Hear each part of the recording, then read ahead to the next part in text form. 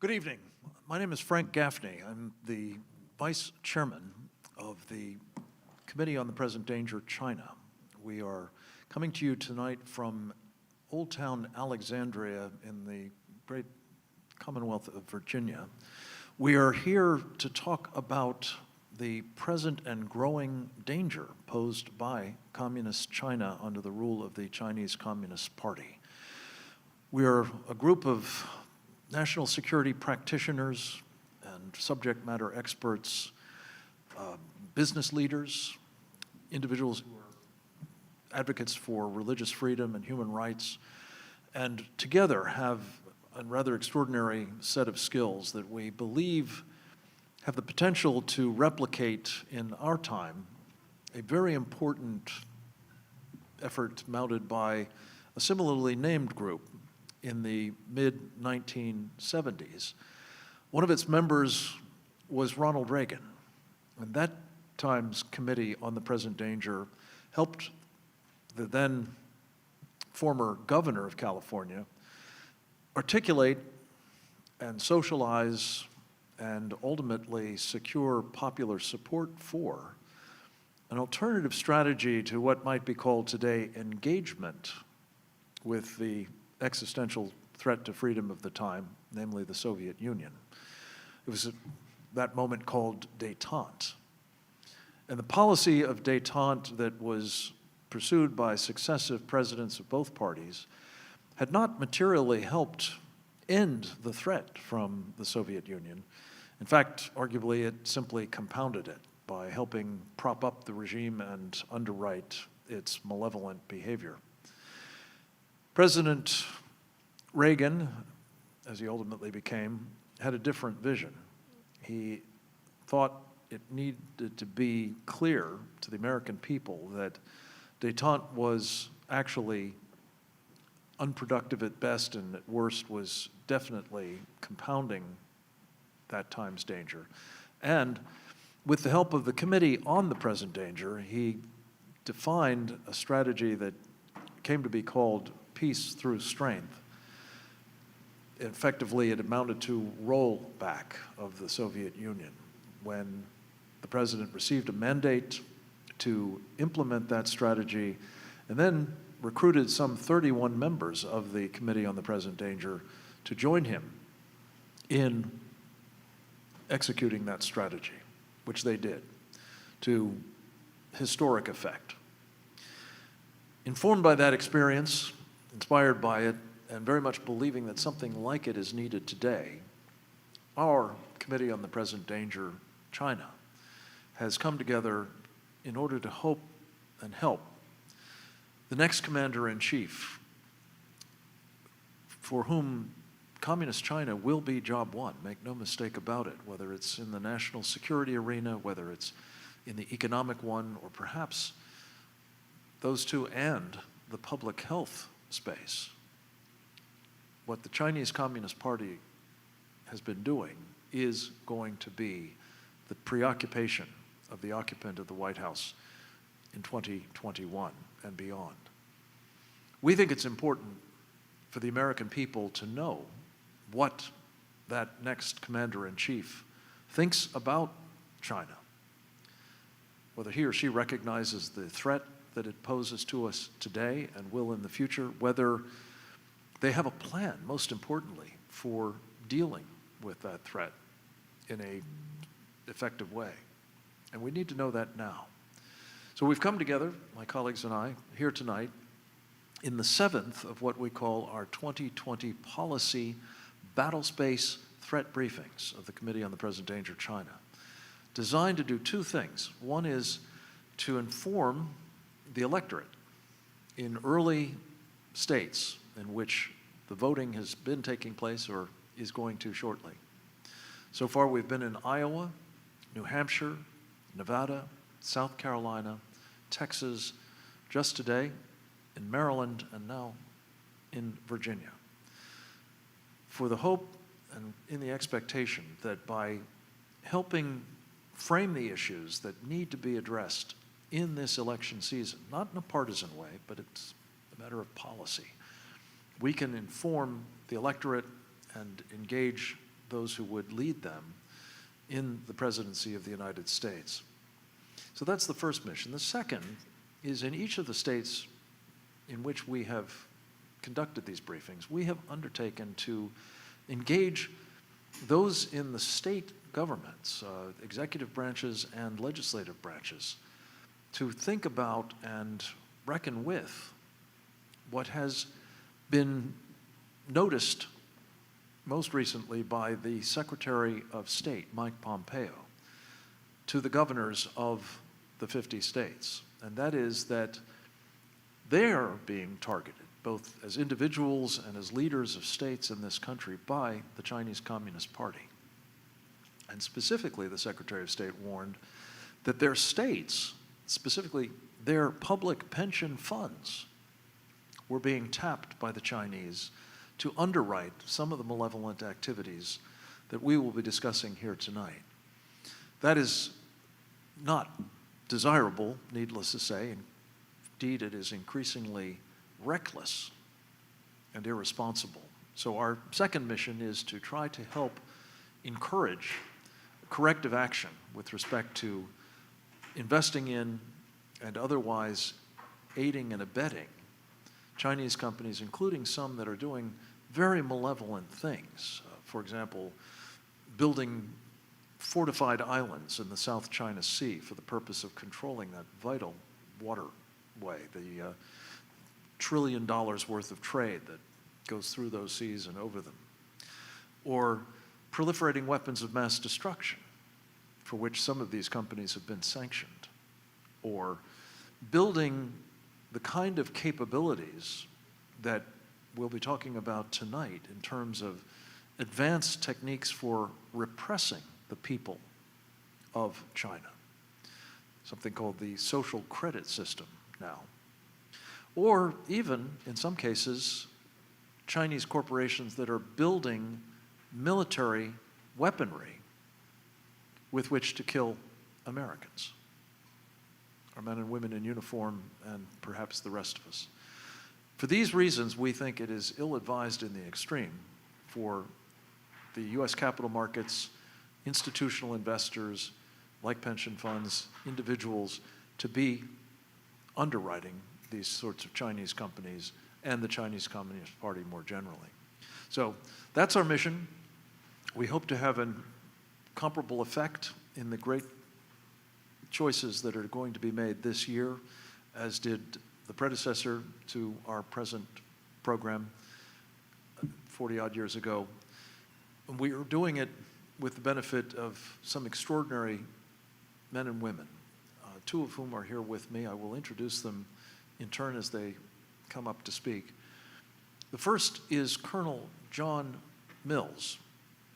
He is a retired United States Army colonel who has been the director of the cybersecurity policy strategy in the International Affairs Assistant Secretary's office in the Department of Defense. He's served now for some 35 years in various capacities in national security through the challenges of our time. They've changed over that period of time, of course, but he has served with great distinction and is a founding member, I'm pleased to say, of the Committee on the Present Danger, China. He's going to help us set the stage for an understanding of some of the threats that we are most vexed by and endangered by. And it's with great pleasure that I welcome John Mills. Thank you, Colonel.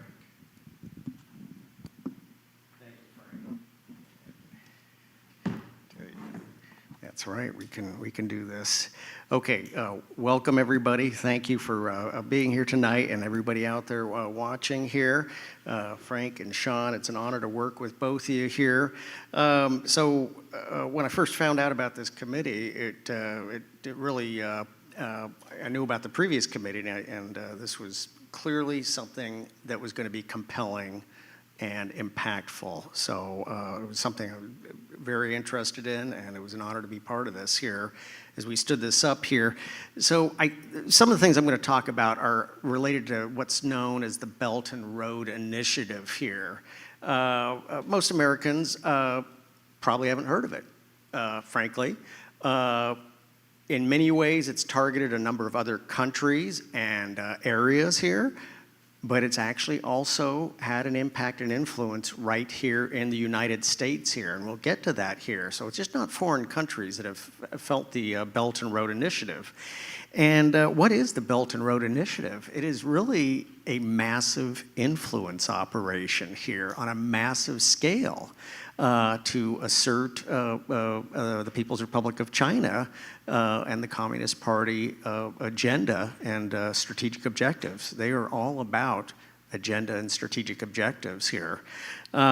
So the Belt and Road Initiative is faltering in some ways because a lot of it has been dependent upon available liquidity of the country, which, if you're watching the metrics here, the People's Republic has been in trouble for several years now, so they're really they're starting to dry up in liquidity here.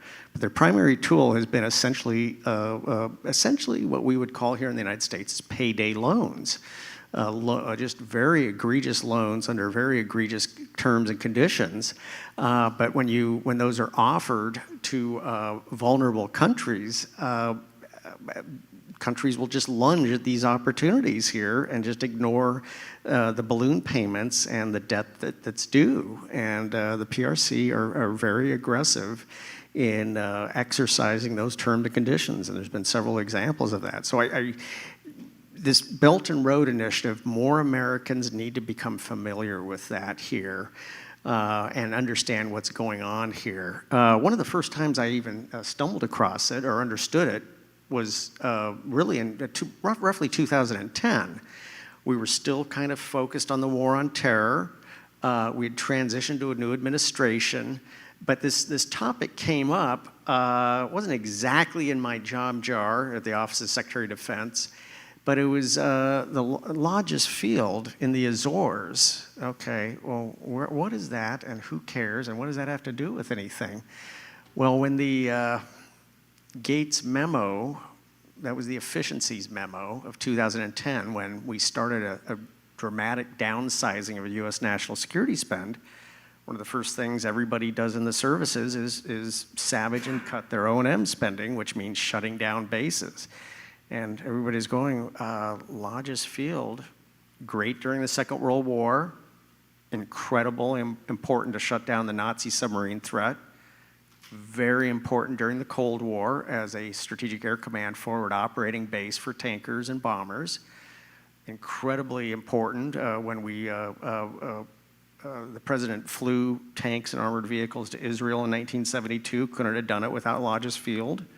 When we reached out to touch the Libyans in 1986, couldn't have done it without Lodges Field. 2010, it was irrelevant. Cut it. Air Force said, cut it.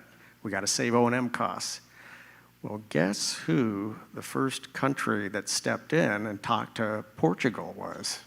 It was the People's Republic. Hu Jintao was still in charge, not as dynamic or aggressive as the current Secretary General. Let's always refer to him as a Secretary General. Okay, let's not use that complimentary title of president. But they saw an opportunity, and Portugal, needed that was big money to them. And when we looked like we were going to walk, the PRC jumped on that. And it took a little while to get people's attentions and get people refocused. But it took a little while here because most people said, well, yeah, come on, what does that have to do with anything? The PRC is on the other side of the world. Why would they want a base in the Atlantic? I mean, it's like, that's incredible. It's an incredible opportunity for them. It took a little while to kind of overturn that and turn that down, but we were this close to, instead of hearing the afterburners of F-111s and F-15s off of Lodges, hearing the afterburners of J-20s here. That would have been a very bad thing, very bad. So that really, I was really focused on the war on terror, and I was actually the winding down because I'd actually been asked to become part of a new cyber initiative, a comprehensive whole of government cyber initiative, because we realized threat actors were coming after us. And that's where I even learned more about the PRC, because the two main state actors were the PRC and Russia. But BRI, Belt and Road, it's all about influence. It's all about taking advantage. taking advantage of vulnerable countries, just like your payday loan in the United States, except on a massive scale. So where did they learn about all this stuff here? They learned about this from our magnificent statecraft that just went away at the end of the Cold War. It just kind of evaporated. And so this is not a slight on any single administration or national security official or anything like that, but we had a magnificent statecraft starting with the Dulles brothers in the 1950s all the way through the Cold War. But once we kind of beat the evil villain of the world, all that stuff just kind of went poof. And we knew how to project influence for good, not for payday loans, but for good. And the PRC learned about that from us. They read our articles. They read everything. And I say that very seriously, but we've been a number of times, a number of us have been approached at conferences where PRC members quiz us about our own articles that we frankly don't even remember what we said or what we wrote. They read everything. They study us.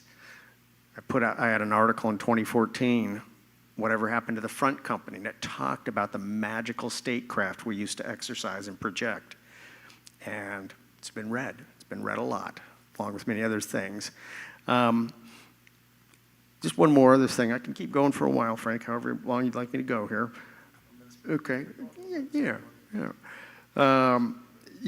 So one of the things that has been telling to me about the impact of the Belt and Road Initiative here is I teach a graduate program at a major university on cybersecurity, and I have a lot of a very diverse student body, a number of students from different African countries, a lot of different West African countries, and just because they're from West Africa doesn't mean they're always, there's different family, ethnic, heritage connections here, and so they're not always friends with each other, but if you mention the PRC, they all snap to attention and get motivated, and they are not happy, and that's, the PRC has brutalized vulnerable African countries, and we need to take care of that and do something about that, and we are starting to. Secretary Pompeo has been incredible here.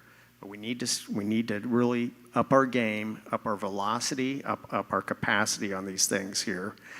And this is all, we've left vacuums here. And the PRC has just stepped into every vacuum. Again, at the end of the Cold War, we walked away from world leadership.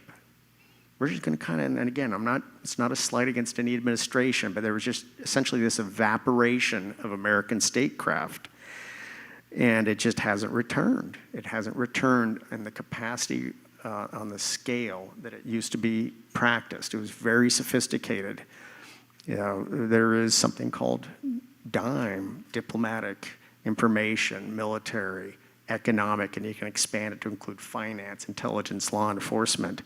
We used to magnificently orchestrate that worldwide for good. And we need to return to that. But we've just walked away and created vacuums. They said, and vacuums and ambiguity create conflict. And we need to stop being ambiguous, stop creating vacuums. We need to defend. You can't be everywhere at once. Defend our vacuums, hold their vacuums at risk, and return to those days where we could, on scale, project influence for good. And we need to counteract the Belt and Road Initiative. John, thank you. This is a drill down on one particular facet of the problem that we're going to be talking about this evening. It's gotten altogether too little attention. I think you're right. And the opportunities, we're also interested as an organization in trying to identify the things that we can do about the threat, not simply admire it or explain how serious it is. And we'll be talking more, John, in the dialogue back and forth about the sorts of things that resentment that has begun to manifest itself, as you say, towards the Chinese for their exploitation of these various populations, their, I think of them as payday loans too. Debt trap is how it's often described. But the ability that that's given them to exploit both the resources, the strategic locations, and the infrastructure that they build in these countries, to the great detriment of the people in those countries, is an opportunity for us, it seems to me, as well. Let me introduce Dr. Sean Lin. I've come to call him the human trifecta because he brings so much to these discussions by virtue of his experience in China as a student who was one of the survivors of the Tiananmen Square massacre. He is also a man who has experienced firsthand the oppression by the Chinese government of people of faith. He is a practitioner of Falun Gong, which has been singled out for especially horrific mistreatment by the Chinese. And he is also, as an Army veteran, initially as an enlisted man, rising to the rank of captain as a commissioned officer, with a PhD in microbiology, he became the director of the viral disease laboratory at Walter Reed. So he has incredible skills as well as insights into some of the most topical and urgent issues for us to discuss with the American people and those who currently represent them, particularly at the state level, as well as those who aspire to do so in federal office. Sean Lin, welcome. I'm so appreciative of your contributions to all of these programs and look forward to your remarks tonight. Thank you. Thank you very much. Thank you, Frank, and thank you, John. And really glad to speak up to John too, because you mentioned about the big infiltration operation as well. And so there are so many things we can review, regarding what Chinese Communist Party did to its own people. And Chinese people suffered so much in the last 7 decades under the communist regime. And the statistics already show more than 80 million of Chinese people die unnaturally under the communist regime. So if you average out, every year the Communist Party kills more than 1 million Chinese people. And so that's a statistic fact. And even just the 3 years from 1959 to 1961, more than 30 million Chinese people were starving to death under the communist terrible ruling in China. And the worst part is actually the Chinese Communist Party called it the Great Famine. They call it's the Great Famine caused by the natural disaster. But now if you look at the historical record, if you look at the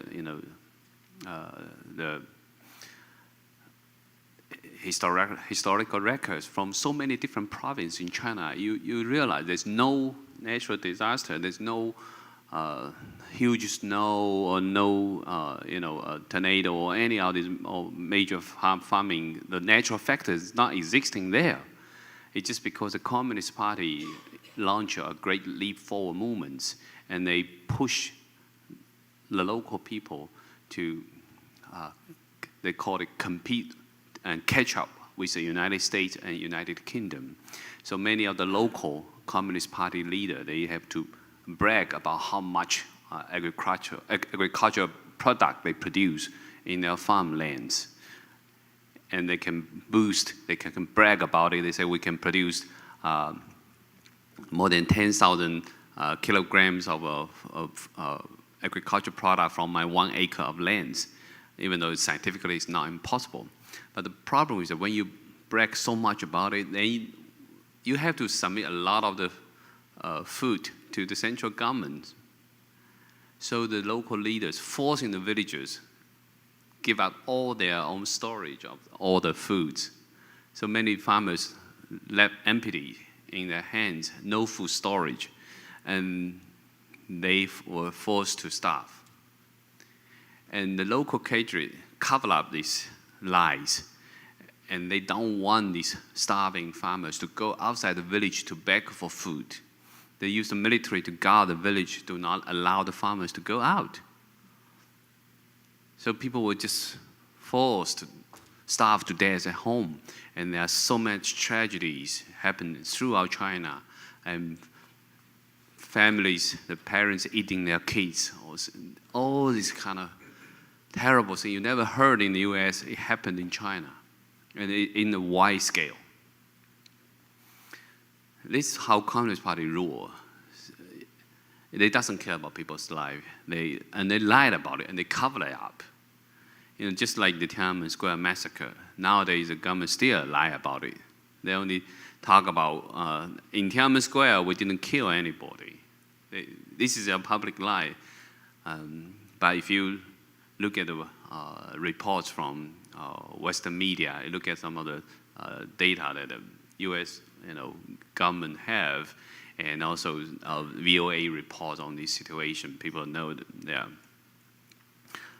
more than 10,000 people died on the eve of the Tiananmen massacre. But the government keep lying. They said, we don't kill anybody in the Tiananmen Square because it happened in the night, and many of the civilians died on the road, on the way when they're blocking the military marching into Tiananmen Square. Many civilians died when the PLA opened fire. So the government said, we didn't kill people on the square. Nobody killed on the square. But on the square, we already know the government opened fire. When I was on the square on the night, when we withdraw from the square, we already hear them open the fire. And some bullet hitting the monument. It was so clear, hitting the monument, very clear. And many other students did not want to leave on the square because they think we want to hold on to the last ground of this demonstration. Many people actually slept in the tent. Those students did not leave, and they died. And later we saw reports, people talk about when the PLA on the next morning, when they wipe out the whole Tiananmen Square, they clean the ground, all the blood sheddings disappeared, and you cannot see what exactly happened. So, and even I witnessed, the tank rolling people's head when after we withdraw from Tiananmen massacre. So there are many terrible things the government have done to the Chinese people, and the killing, in coupled with the lie the government put out together, it's a complete system how they can grab on their power.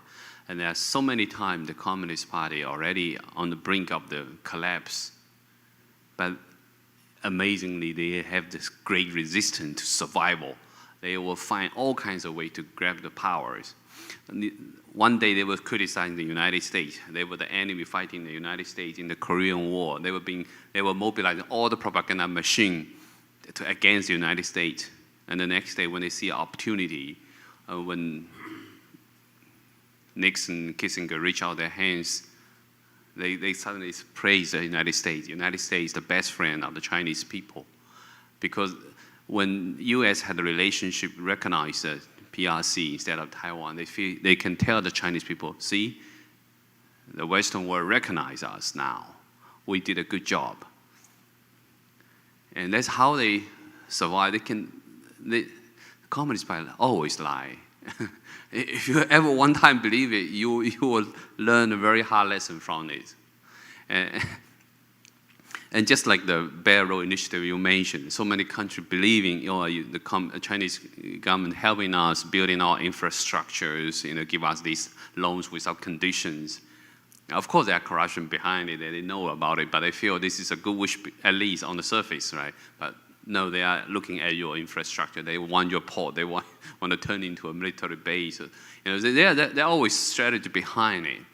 And even for WTO too, when the U.S. gave China opportunity to join the WTO, many people hope China will change into a more transparent, open society. But Chinese government can make any promise on the paper. When Premier Zhu Rongji signed the WTO agreement, his subordinate was really stunned because they think for a premier it's impossible for them to agree on this term. But Premier Zhu Rongji signed, everything signed. And then they just don't have to fulfill their promise. It doesn't matter to them. They just take this opportunity to take the goodwill from the Western society and then take your intellectual property, take your technology, take your financial, support, all kinds of ways they can take advantage of this system and then make China economy boom. And then in turn, they tell the Chinese people, see how good we can lead China to have an economy boom. Right? But they didn't fulfill their promise. And that's how the communists had to keep cheating inside the Chinese people and cheat outside to the Western world. And all their care is how they can grip the powers. And when they persecute so many religious groups, they also lie first. They for example, when they persecute the Falun Gong petitioners, they have to label the group as an evil cult. Otherwise, they couldn't justify their persecution. And they had to do it even after the fact. So in July 1999, they launched persecution against Falun Gong. 3 months later, they realized they don't have any law to justify it. And it was only because the Secretary General, Jiang Zemin, in July announced Falun Gong, it was a evil cult. That's just because one leader said it. There's no law justified it. So in October, they quickly passed a law saying, now we have an anti-cult law. And even in the law, they couldn't put the Falun Gong's name on it because there's no evidence Falun Gong is there. So that's how they lie. And when they find out that the persecution could not continue because they still couldn't mobilize people's hatred against Falun Gong, so they staged a self-immolation on Tiananmen Square massacre. Also again in Tiananmen Square massacre, and that's in January 2001. So they put a few group of people and then let them on the square and let them self-immolate it. They probably cheating them in advance, selling just a stage show, but actually a few of them actually die. And they filmed it. And then they broadcast nationwide saying, see, Falun Gong causing people to self-immolate. This is evil cult. That's how they mobilize the whole country against a large group. Yeah. But now when people analyze the video, it's so bizarre. You know it clearly it's a staged performance because in such a large Tiananmen Square, you can even have a close-up of the person self-immolation. So you basically set up the camera waiting this guy to self-immolate. Because of surveillance camera can only take very far images on it. And when people analyze the CCTV broadcast self-image, you can see clearly a policeman was hitting one of the people on the square. So they knocked down that person and that person burned to death. So it was very clear, evident it was a staged performance. But people inside China don't know about it because Chinese government control all the media. So people's hatred were mobilized against Falun Gong. That's how Communist Party can carry out a persecution. And when they want to crack down on Muslim Uyghurs, they always say have to link them to terrorists. They say there are terrorists rising in Uyghur, in Xinjiang area. Now we have the obligation to put so many Uyghurs into concentration camp. So it's lie after lie, lie cover different lies and layer and layer. So in that way, many Chinese people were forced to support the Chinese government. So they always say, you see, we can lead China into a miracle of our economy rising in China. And that's how glorious Chinese Communist Party can do. But they didn't tell the Chinese people how much trouble they cause, how many times they bring Chinese economy to a brink of collapse. Right? Only when the Communist Party loosen up, without too much grip on the Chinese people, when Chinese people's own creativity come out, the Chinese society recover a little bit. Just like at the end of the Cultural Revolution, when Communist Party realized they cannot no longer rule it that way, they loosen up a little bit. That people own, then people can lease the farm. Now Chinese people start to recover their agriculture. When they allow people to own their own enterprises, you can see Chinese business start to booming. Chinese society start to have private enterprise again. And that's how Chinese economy recover. It's because Communist Party loosen up their greed. So there's lies after lie the Communist Party did to the Chinese society and telling the world too. And now with the coronavirus is another lie. They cover up the identification of the cluster outbreak even as early as November now. Now it can be tracked back to November, and then in December last year, they also identified cases that the people got infected, and it has nothing to do with the Huanan seafood market. And even now we have evidence saying that they got the full virus genome as early as December 27. And it was actually contracted done by a company in Guangdong. It's called Guangdong Yuanshi Jing. So it's one of the genomic companies that do sequencing in Guangdong.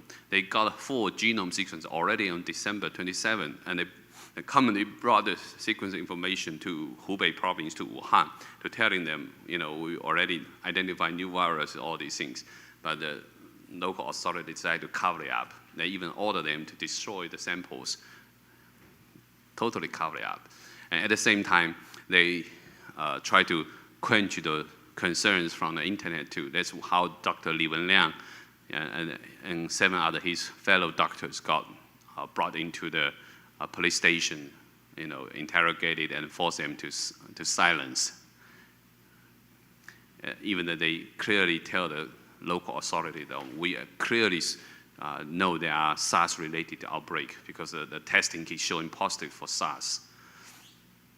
So the government covered it up from November to December, and then in January, when the government know this is happening already in large scale in Wuhan, they still encourage people to have these huge parties with more than 130,000 people in the community, and you facilitate the spreading of the virus, and you already clearly know it's human-to-human transmission.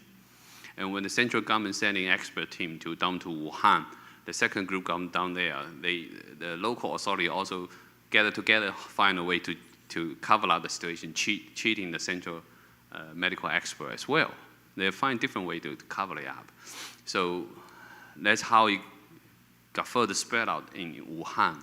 And eventually, the central government realized this girl is so big they cannot cover it up. So they sent out one doctor, the Dr. Zhong Nanshan, who was actually contributing in controlling the SARS in 2003. Now they make him to speak out, telling the people that in Wuhan has an outbreak and it has potential human-to-human transmission. And now this doctor, recently he was forced, even today the news, he was forced to help the government too. Now he has to tell the world saying, yes, the outbreak happened in China, but the origin of the virus may not be in China. So they now fabricate the story. It's another propaganda scheme.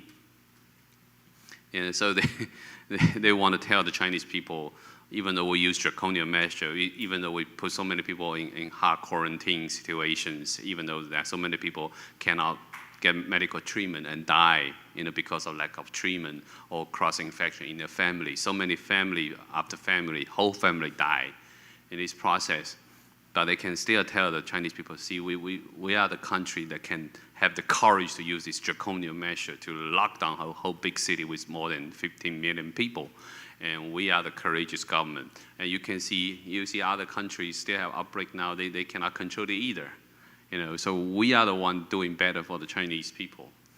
And so they are fabricated a story, and then they start to blame the United States. They blame the United States didn't control the pandemic H1N1 well, because even they originated from Mexico, but U.S. didn't do a good job. So the pandemic H1N1 actually spread out globally. That's the fault of the United States. And now they think they can have a way to twist the story, so make Chinese people start to hate the United States. They said that the virus could be engineered by the United States, even though the whole world is questioning about the Wuhan Institute in China, because this is a lab has the capacities to do a lot of engineering on coronavirus, whether it's bat coronavirus or human coronavirus, and they have clearly established so many lab culture bat coronavirus strain, and one of the strains is RATG13. It's a very high homology with the identified SARS coronavirus 2. It has 96% homology, and with key mutation in the virus S protein. And this S protein mutation is very similar to the S protein from penguin's coronavirus. And this coronavirus, it was identified in Guangdong 2 years ago. So they can, the Wuhan Institute who have very good collaboration with these institute and getting this virus strain and do lab engineering as well. So they have a lot of potential, but of course the world need more opportunity to go into Wuhan to investigate. But Chinese government keep rejecting the US scientists go to China to investigate where is the origin of the virus and what is the result of animal sample testing in Wuhan. There's no even one single testing result coming out of the animal samples from Wuhan. The government's covering up things. Everybody knows Chinese government is covering up. But they say we don't. They keep denying, and they can block your access to it. And after 2 months, many of the evidence probably already wash up. When Dr. Guan Yi from Hong Kong went to Wuhan in middle of January, tried to find out the animal sample studies, and he went to the Huanan supermarket. He said everything's already clean. The crime scene already washed up. What can you find? It's too late. Now 2 months later, even they now allow the U.S. scientists go to Wuhan, they probably couldn't find anything because even the Wuhan Institute virologists already under military control for more than 1.5 months now. They can wipe out all the evidence now, and they can, send out many medical reports to make the whole situation complicated. I feel like so many strains popping up in so many different parts of the world, and very hard for scientists to track it down now. So that's why this afternoon I mentioned to the Chinese Communist Party, it doesn't matter how many people die of the infection, whether it's Chinese or outside China. To them, it's just a static number. If more people die outside China, they will be happy because now they can justify this virus just too hard to control. Other countries cannot control it, and we probably do even better. Yeah, that's the nature of the Communist Party. So. Anyway, I'll probably talk too much. But just, not at all. But you've covered a lot of very important ground, and I appreciate it because I think it is important for us to reflect on a very unpleasant reality, and that is that a government that is as brutal to its own people is unlikely to be very charitable towards ours.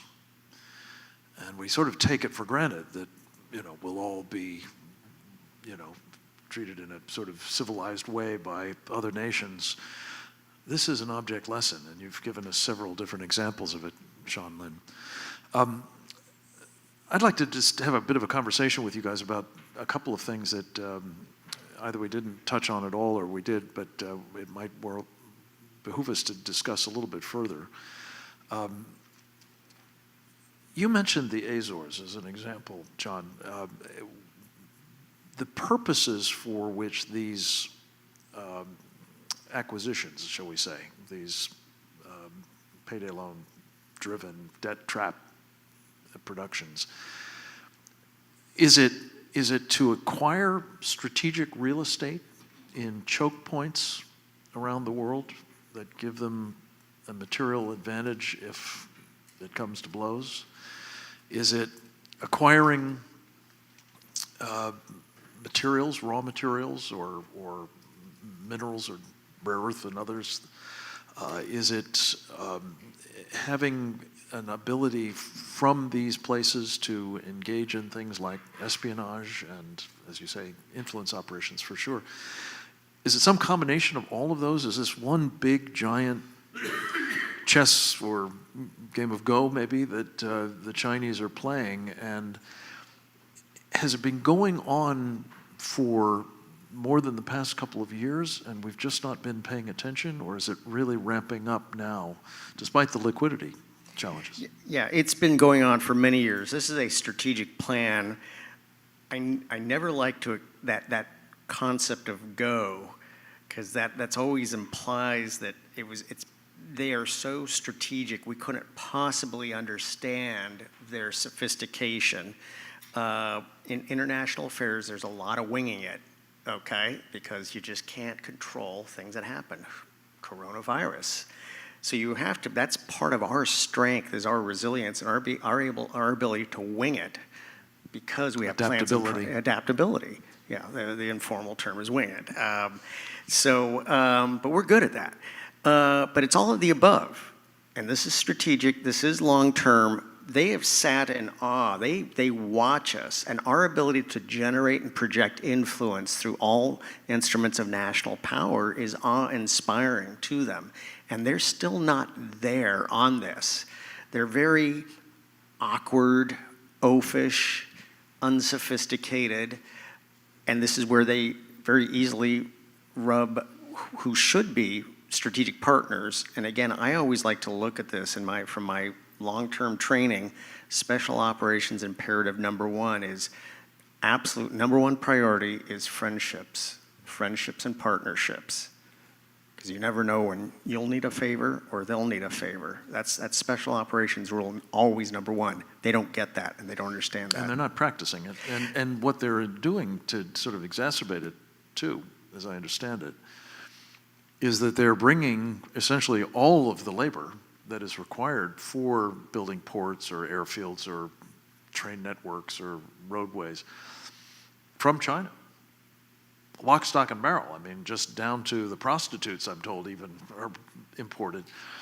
This is really rubbing people in these countries who had been expecting that one of the upsides for them was not only getting this infrastructure, but that they would be benefiting from an employment point of view, training people, and so on. And is that, again, I want to get to the point of, is that an opportunity for us to gauge with these countries Absolutely. to their detriment? Absolutely.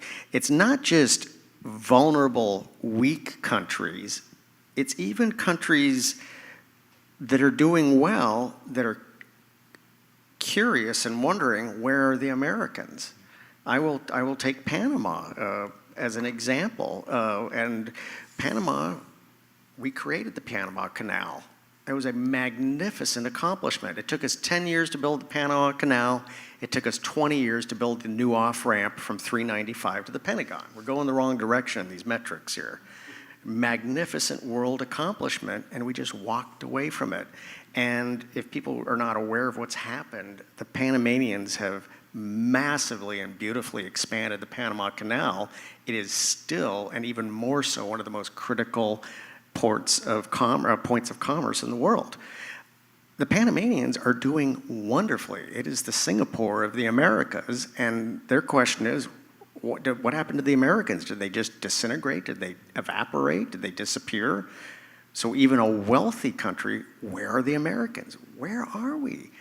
Well, we've become very, over the last 20 years, we've just become very self-centered, self-focused, Or focused on the war on terror and other places besides. And the Chinese have filled that vacuum massively in Panama as an example. It is. And I know this, this is not, I know this investigator and research and talked with a lot of folks there. It's probably one of our most excellent first opportunities is to start re-engaging and start being more visible. This thing about us just hiding in the corner, I've done a lot of international work here. These partners are desperate for our involvement, for our leadership. Yeah. Sean, we did a program yesterday at the National Religious Broadcasters meeting in Nashville, Tennessee. And in part in response to the interest of the people that we were speaking with, of course, we talked about the repression of the faith communities, and you made a very interesting point, which I'd like you to share with this audience as well. In terms of the Chinese trying to engineer, I think you said it, the souls of the Chinese people, the Chinese Communist Party, that is, trying to engineer the souls of the Chinese people, and the various ways in which that's being done. I mean, breaking their spirits in a way, and not only taking down religious practices and substituting the party for God of various kinds. Walk us through that and some of the other techniques that are at work here and the effect that it's having on Chinese society. Okay. Yeah, so this is a very systematic engineering of the Chinese Communist Party on the Chinese people. And so the Communist Party the Communist ideology sneak into China in the early 20th centuries when the Qing dynasty collapsed, when Chinese intellectual was seeking new ideologies, new way to make China prosper again. And so communists came in with the support of Soviet Union. And then they even established the government with the money from Soviet Union. It's kind of like Lenin borrowed the money from Germany. So it's actually when they established the party, and they established the government too, and it's a treason action. Yeah, and then they start to grow. Communist Party start to grow, and when Chinese people was battling with Japanese invasion, the communists hide behind it, and then they make themselves grow stronger. So when they took power, first thing they do, they will already launch different persecution against so many different religious groups. And one example we mentioned yesterday is also like in Tibet. Within 2 years of Communist Party occupation, the Tibetan monastery dropped to only 75 left from thousands of monasteries. Only 75 left in 2 years. And nowadays in Taiwan, were they taken over or were they destroyed by the Chinese? They destroyed. The temple's gone. And also in the mainland, they also have so many campaigns against different Buddhism, Taoisms. And right now, it's very amazing that in the whole China, the number of temples, whether it's Buddhist temple and Taoist temple, the overall number is almost equal to the temples in Taiwan, in a small island. So it's very systematic. They know when people have spiritual belief, when they follow the long time history in China, the people need to have harmony with the universe, with the deities, with the gods. They won't follow the violence path the Communist Party give to them, because they always instigate hatred among people, one class fighting another class. So this is in the ideology, it's a class struggle, right? The communists always emphasize class struggle. They created enemy within people, so one group fighting another group. And so Communist Party it's very good at instigate hatred in the society. So when they want to target the intellectuals, they would say these are some of the intellectuals is against the country. And they say among the intellectuals, there are always a percentage of people are very bad. So they mobilize the larger group of people against a smaller group. Sometimes they even have quota. They say, all right, in your organization, you need to find 5% of people, they are anti-revolution. How do you know it's 5%? But it's a quota the Communist Party gave to people. So they threw this, for example, this political movement against intellectuals. So they first wipe out the intellectuals in the Chinese society who has a conscience, who has the courage to criticize the Communist Party. Right? So when they target about the Buddhism, Taoism, or Christians in China, they also first wipe out the people who has the courage to disobey the government's crackdown. So through movements, all the Chinese people who have courage, conscience to criticize government gradually totally lost. So what you left is a mass who, under the fear, under decades of fear, they always following the governments. And when they cut off the Chinese people tied to traditional culture like the Confucianisms, people lost their moral standards. That's how they can encourage the young people to criticize their parents, betray their parents, and students beating their teacher to death in the Cultural Revolution time. So when you have this systematic way to allow people to rebel the tradition, they call it rebel the tradition because the tradition is all bad. That's how they teaching the younger generation. So the young generation Chinese people lost their connection with their heritage and even lost their moral compass. So now they feel, all right, as long as I following the government, any things I can do. You know, I can find any ways to support myself, any way to get rich, any way to, even in corruption, it doesn't matter.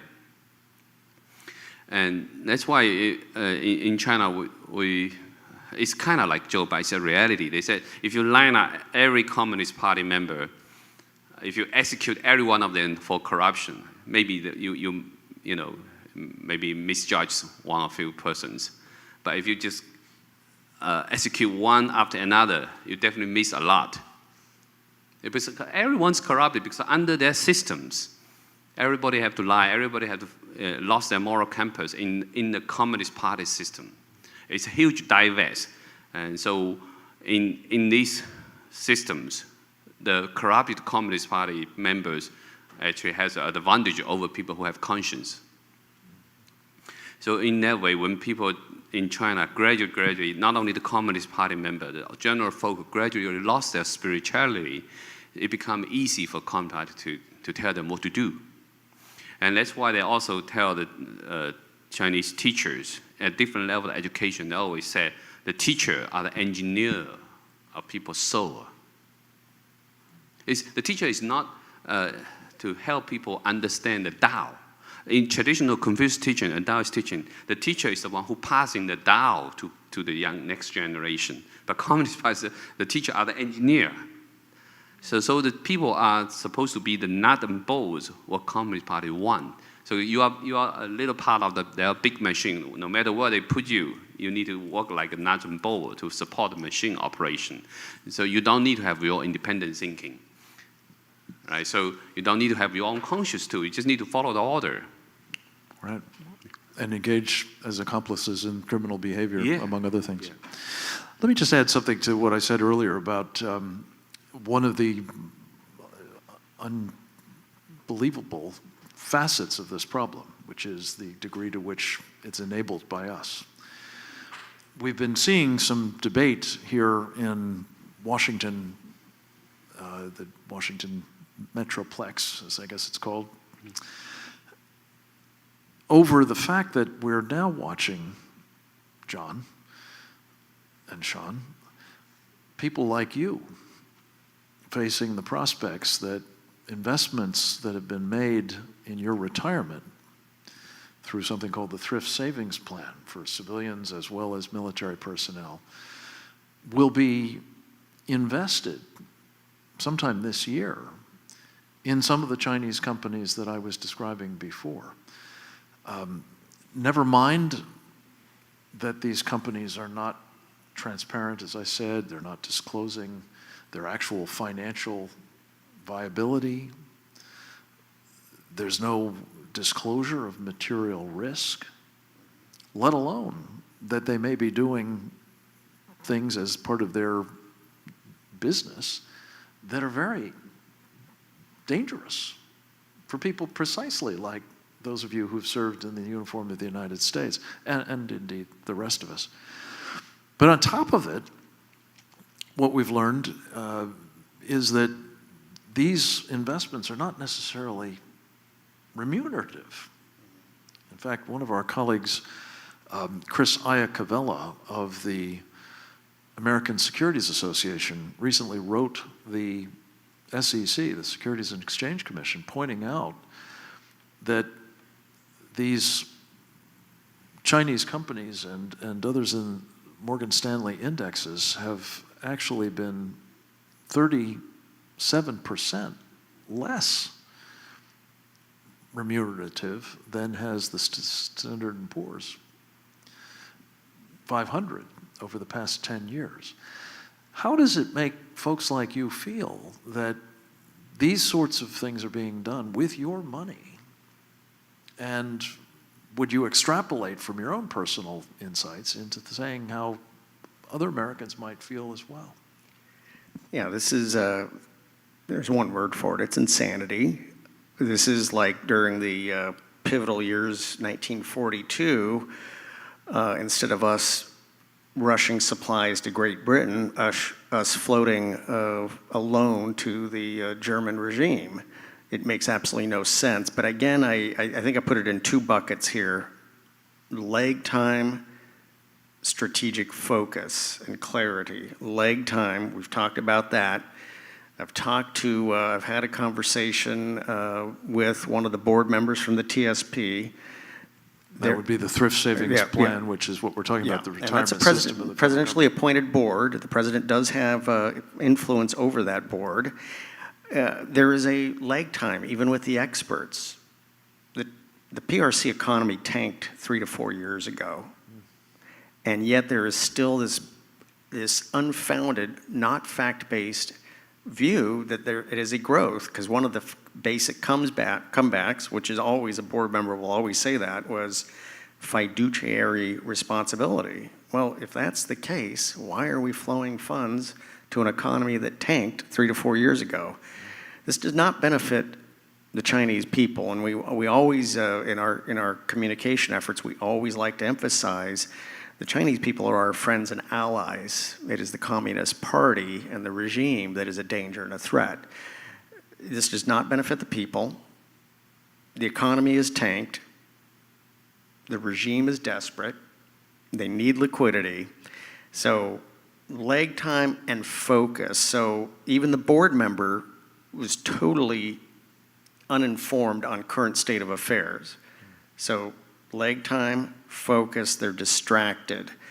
And I think as we do these communication efforts, we more and more educate the public, leaders in our society. Things have changed dramatically. But there's lag. There's lag time. And we're not seeing it changing on the ground. In fact, we're seeing it doubling down in a way. Well, $500 billion, give or take, from the thrift savings plan is now moving into these kinds of investments. These are not nice companies. Now, some experts will quibble a little bit about how much does this affect, how much does this really benefit, because then they'll start going into the machinations of the financial markets and what these really means.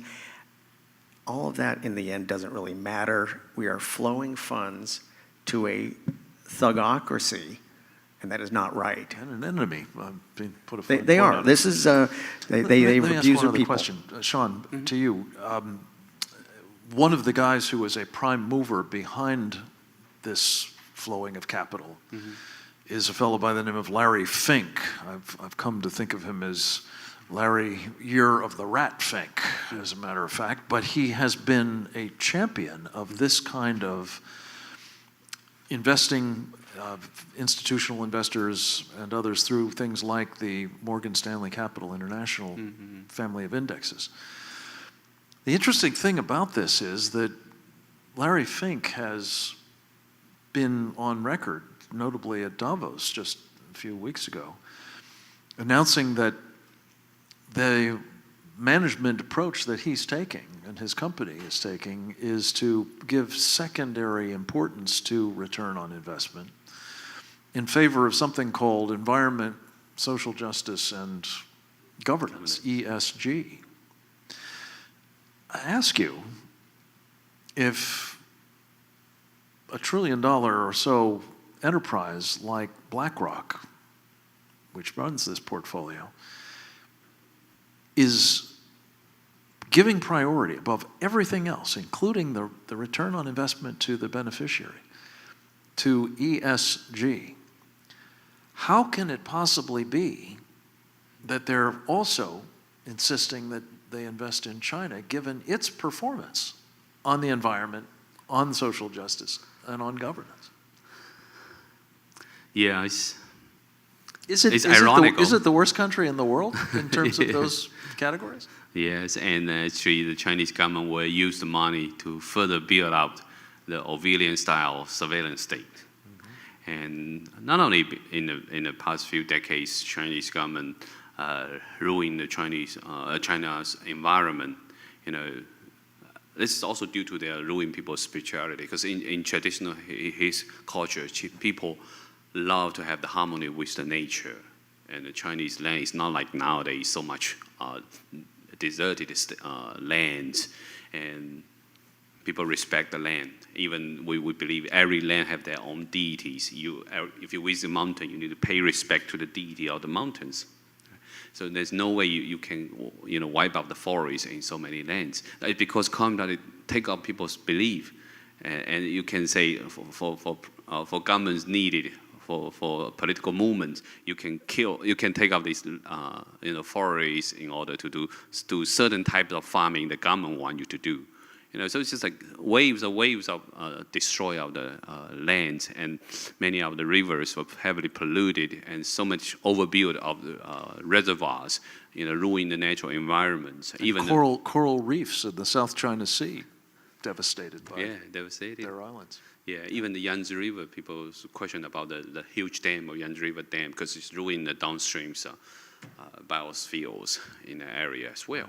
And the government is definitely saying that they will use the money to build a surveillance state even more stronger, because they can put AI technology, quantum computer, everything, make the surveillance even stronger. And now they have the technology can even tell from your facial expression whether you have religious belief or not. Because people have religious belief that you have different facial expression, you have your own different muscles. They can tell you, and then they can justify, we need to track this person, and maybe one day put you into detention center. This is the antithesis, one would think, of social justice, to have that kind of repression. Hypocrisy, I guess, is the most charitable way one could describe this dichotomy, but it is, in fact, an outrage, it seems to me, obscene.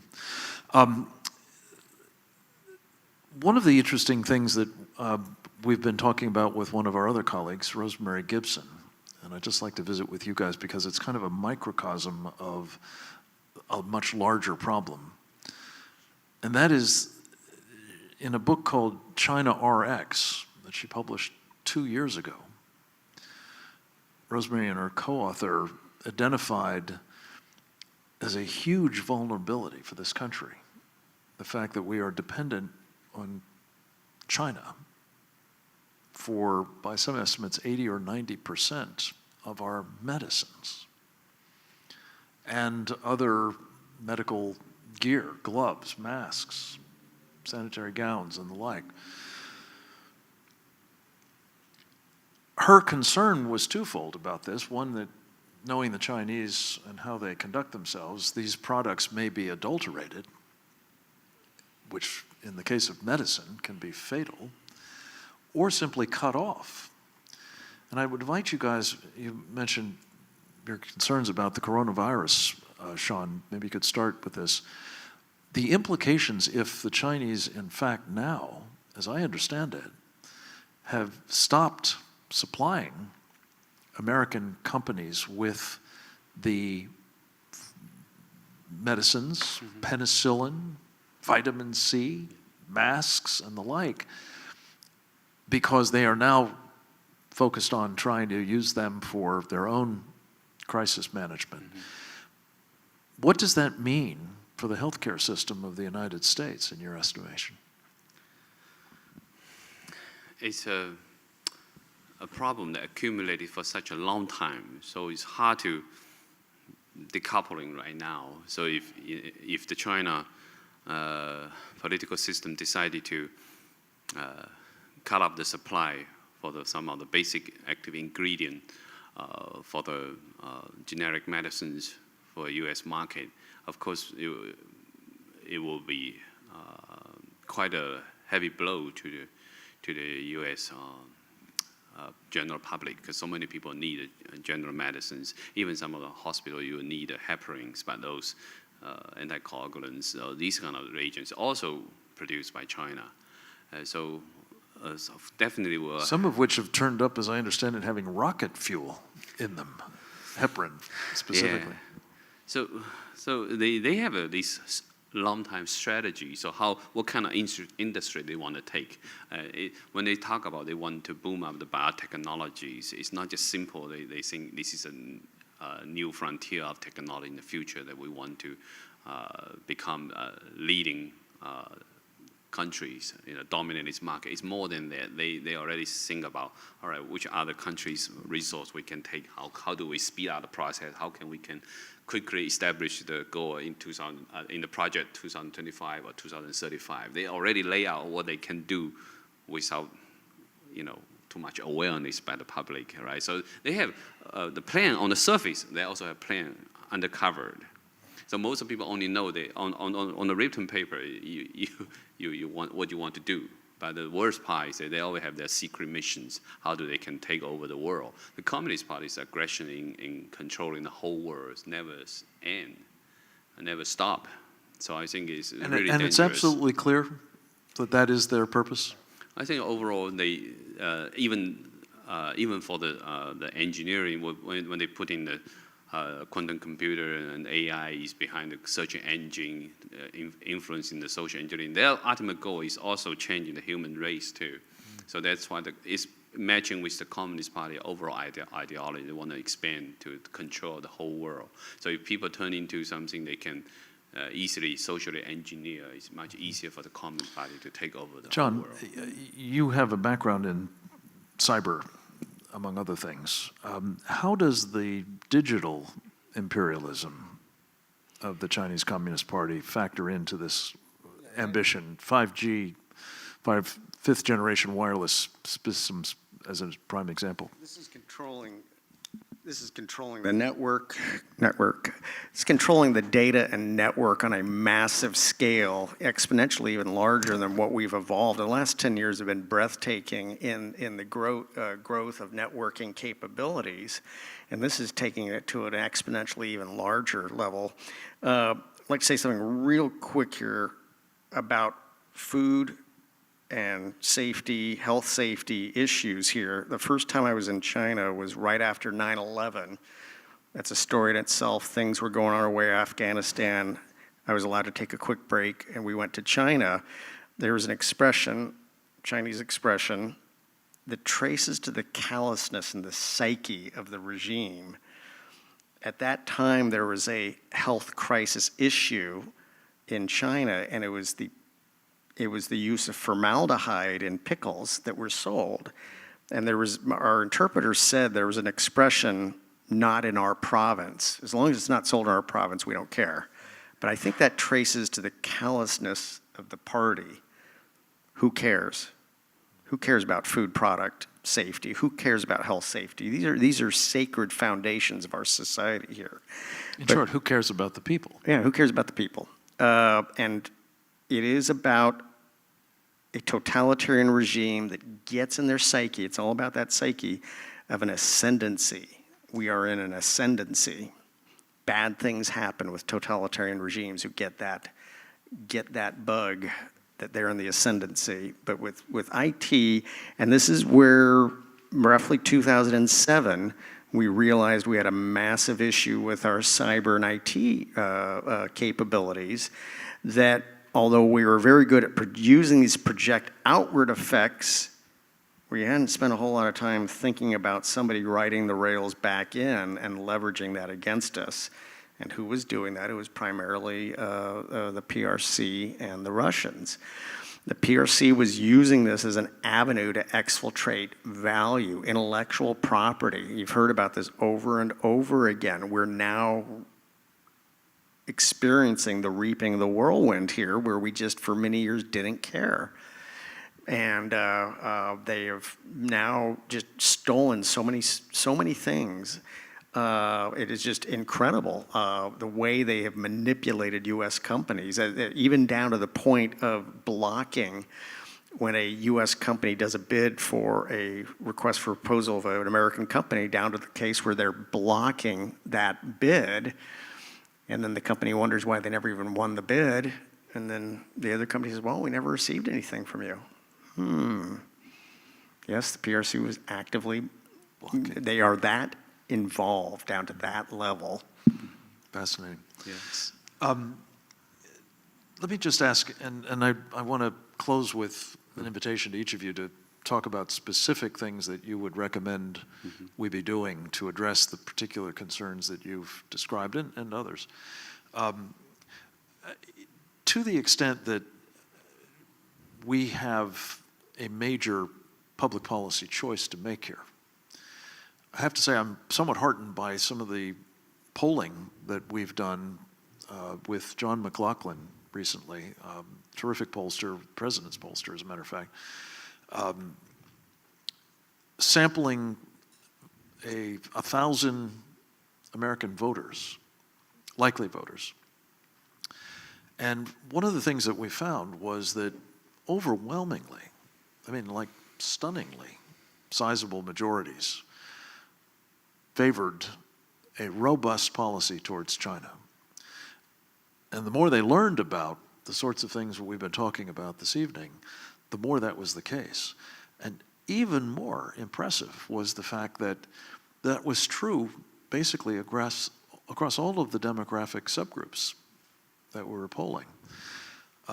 So I think what that suggests is that there is a yearning on the part of the American people for policymakers who will, in fact, stand up to the Chinese and counter the sorts of threats we're talking about. So it's an environment in which sensible policy choices or recommendations, like those I think you both have, would, I think, probably resonate and may actually, as the poll suggested, be sufficiently important to these voters that they will determine the kind of people that they will vote for. In fact, John McLaughlin said of this data that it suggests that China is the sleeper issue of the 2020 election.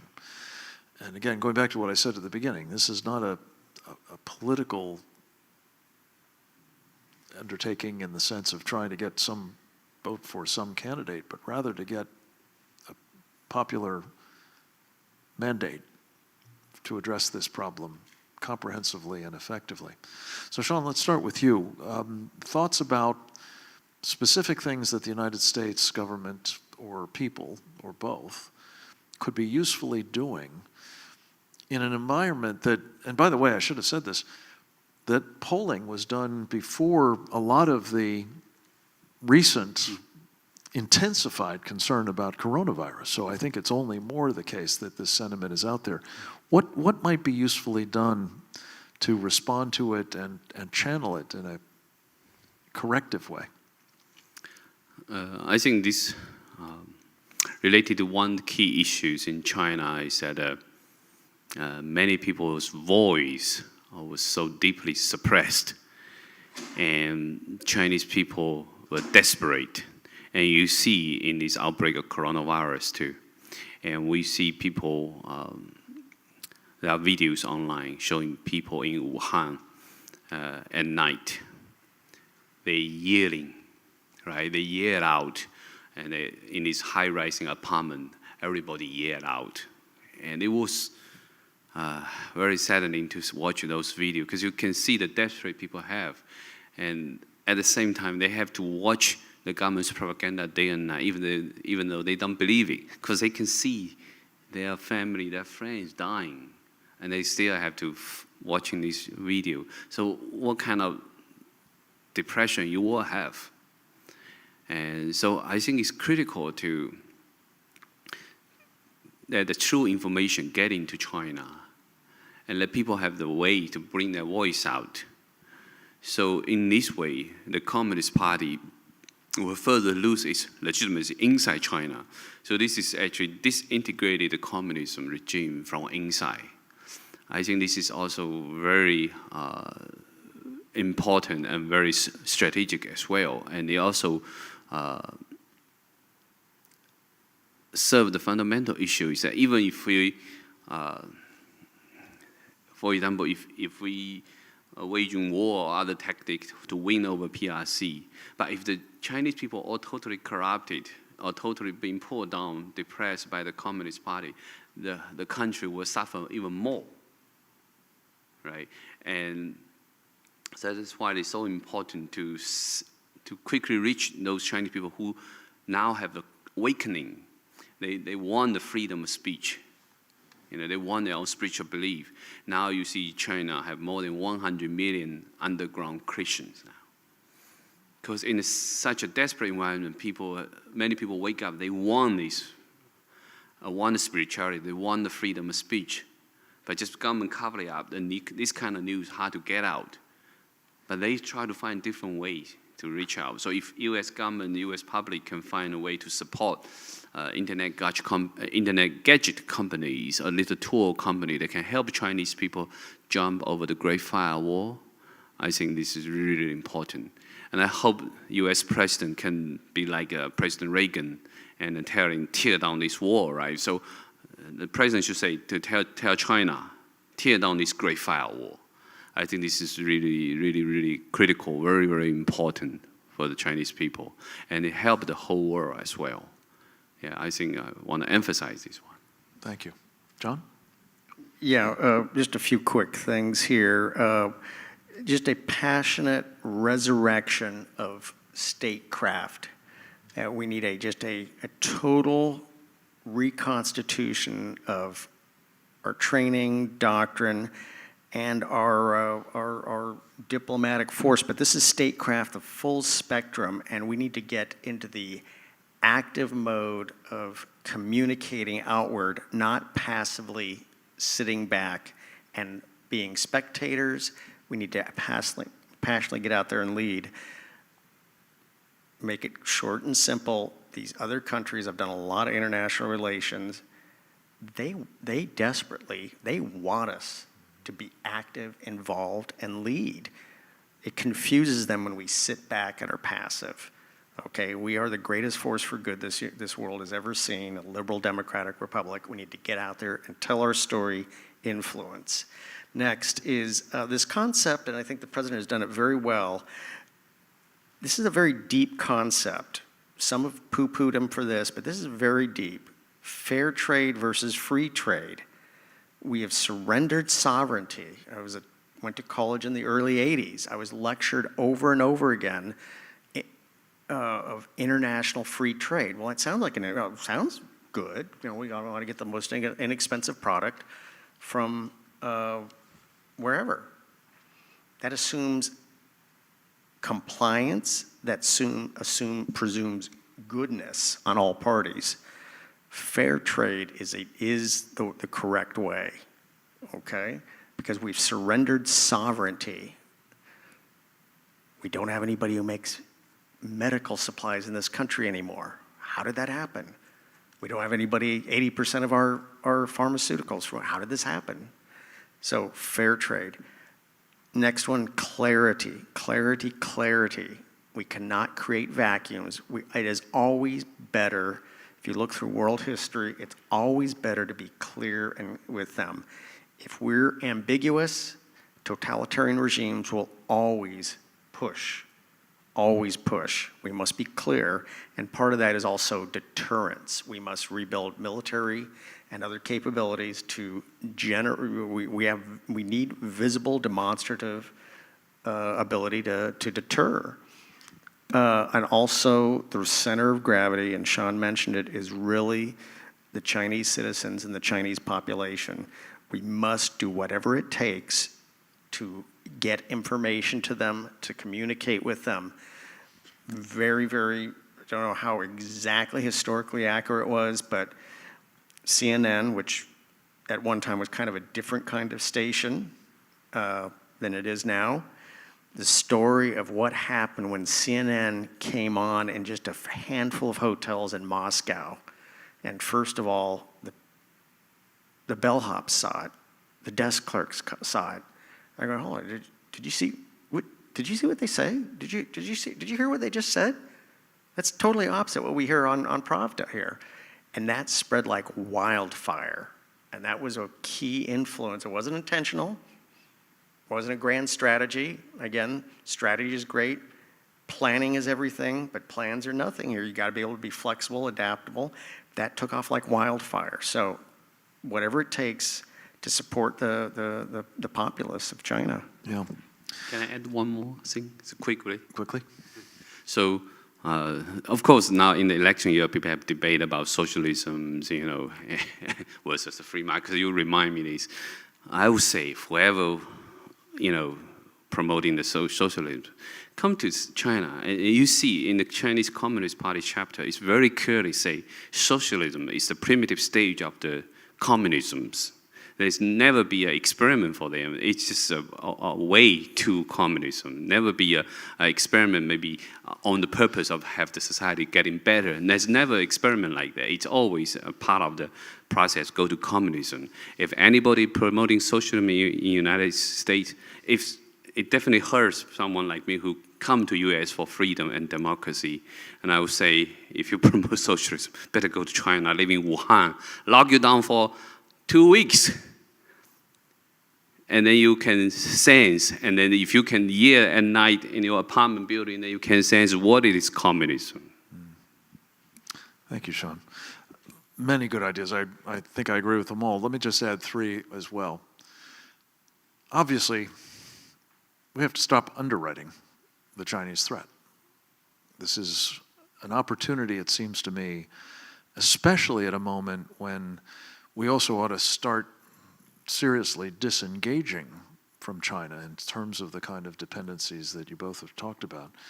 For those investment dollars that we have in our capital markets to be channeled towards American companies and American infrastructure building and American innovation and American research and development. And in other words, patriotic investing seems to me to be the alternative that should be espoused and actively pursued.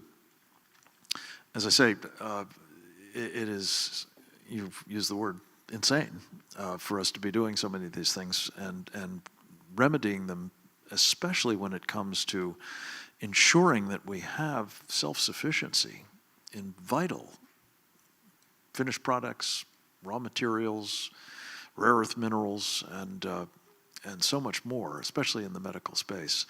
We're going to see this play out, folks, in real time here, probably in the next few weeks. It will be difficult for us to respond as swiftly as we need to, but we need to be about this, and that's where I think capital markets can be of help.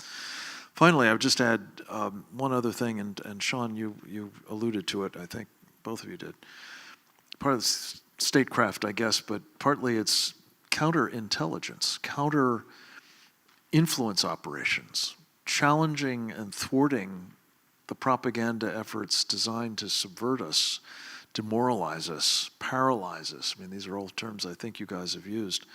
Confucius Institutes, as an example, instruments of controlling or at least shaping what people in our universities, or in some cases even lower academic institutions, are taking aboard about China, what they are exposed to about China. I dare say, in any campus in this country where you would have a Confucius Institute in place, you would not have heard anything about what we've been talking about. All of it would be verboten. Sean, you and I in several of these conversations have talked about another egregious example where in major publications of the United States, like the Washington Post and the New York Times, sometimes the Des Moines Register and other places, you have so-called advertising supplements that are simply Chinese propaganda. And with the exception of the fine print saying advertisement up at the top, it would be not surprising if most people reading them just took it as part of the product of the paper, which says something about the propagandistic nature of the papers, I have to say, I guess. But this is also an insidious form of subversion that is totally unreciprocated, of course, in China. A step has been taken recently by the State Department to identify some of the engines for this propaganda in China, doing business as media companies as propaganda arms of the Chinese government. But I think these advertising supplements ought to be identified as such as well. So it isn't happening yet, but this is the chance in this election season to be engaging with elected officials, to be challenging them to establish what they know about the sorts of things we've been discussing here and what they would propose to do, hopefully informed by these kinds of suggestions about it, to contend with and ultimately counter the present and growing danger from communist China and its Chinese Communist Party. With that, we're going to wrap up. Thank you very much for your attention. Thank you for those of you who are here listening and for the chance to visit with you in this window before the coming super primary elections in this state and so many others, hopefully to inform the next commander-in-chief and to make good choices about their program, as well as to ensure that here at the state level, our investments are being made patriotically and not to the detriment of our country. Thank you very much. You can find this video at presentdangerchina.com along with all of the other ones that we've performed over the past year, and I hope that you'll take advantage of those resources and so much more that you'll find at presentdangerchina.com. Good night.